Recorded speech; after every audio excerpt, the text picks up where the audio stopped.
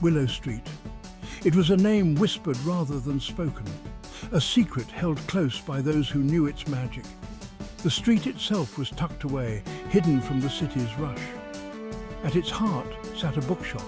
The shop was more than bricks and mortar. It was a refuge, a sanctuary for weary souls.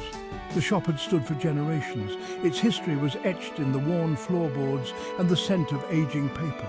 Each bookshelf held countless stories. Some were well-loved classics.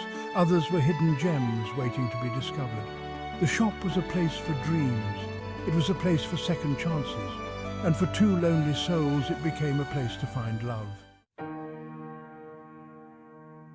Amara had grown up amongst the bookshelves. The shop was her inheritance. It was a gift from her grandparents who had instilled in her a love for the written word. She knew every creak of the floorboards and each book's place on the shelves. Books were my companions, my confidants. I loved recommending books to customers, sharing my passion and finding the perfect story for every heart. She poured her heart into keeping the shop's magic alive. To Amara, it wasn't just a job, it was her legacy, it was her calling, it was her heart. Rohan stumbled upon the shop by chance.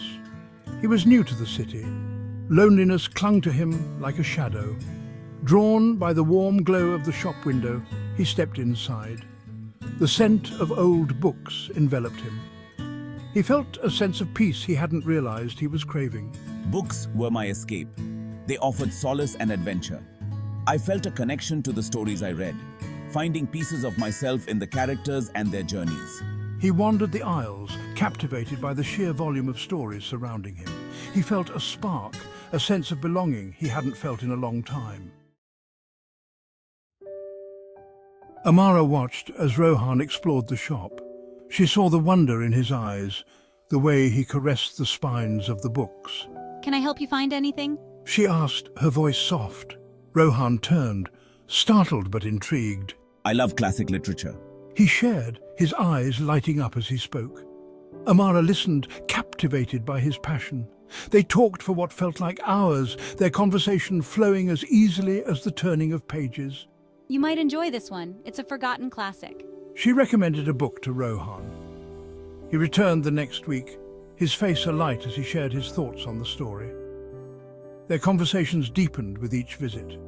They discussed their favorite authors, their dreams, their fears. With every shared story, their connection grew stronger. It blossomed between the pages of worn paperbacks and whispered secrets amidst towering bookshelves.